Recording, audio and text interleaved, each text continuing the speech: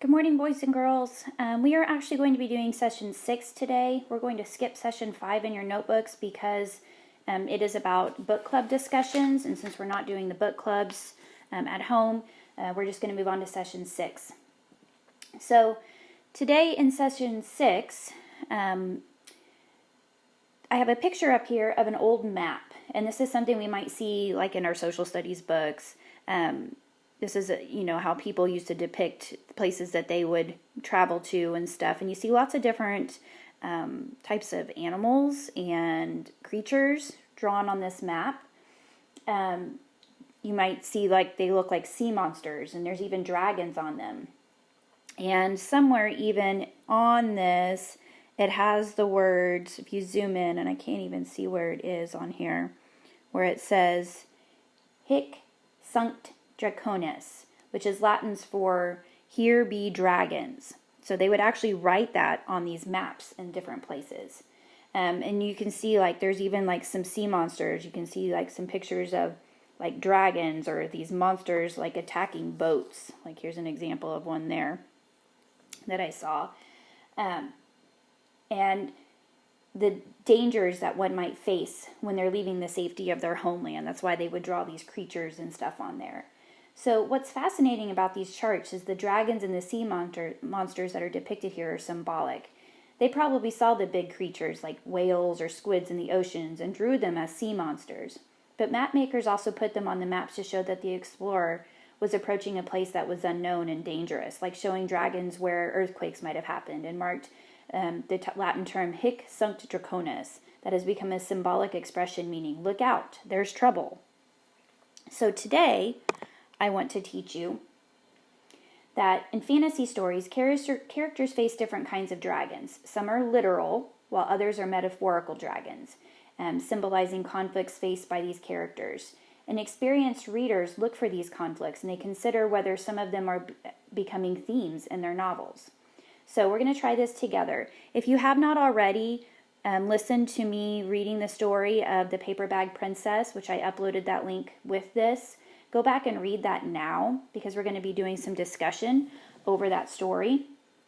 Because in the Paper Bag Princess, Elizabeth faces a literal dragon. He causes a big problem for her, and she of course conquers that dragon, and she rescues Prince Ronald in this story. But it's more complicated than that. Elizabeth changes in this book. Think for a moment, what are some other dragons that Elizabeth faces? See if you can come up with some things. Some other problems that she has that are dragons that she faces.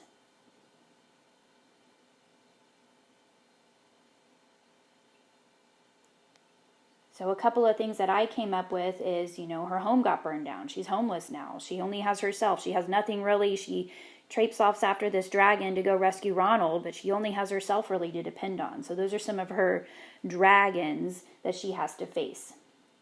But the part I want to focus on too is the part where she actually goes and she rescues Ronald. And here's what I think after reading that part again. I think hic sunt draconis, here be dragons, because Ronald to me is her real dragon. He's the thing that she needs to conquer because he's very cruel, he's indifferent, he's a snob. He criticizes her and he humiliates her.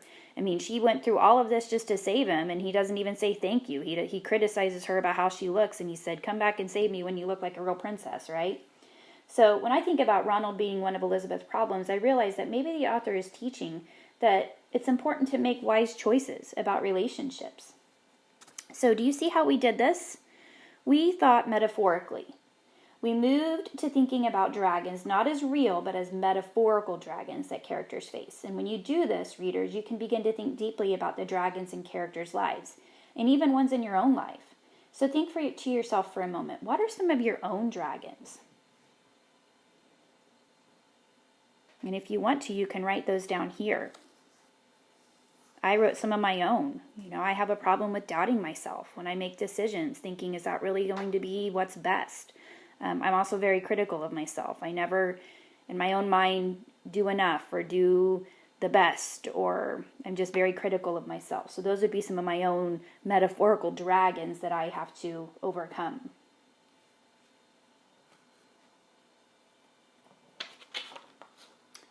So now it's time for you guys to be working on this on your own. So I want you to look back over the notes that you've taken or the things you've been thinking about so far on your independent books that you've been reading, and reconsider problems that the characters are facing. See if some of them add up to big emotional dragons or places in the character's emotional life where you might say, here be dragons.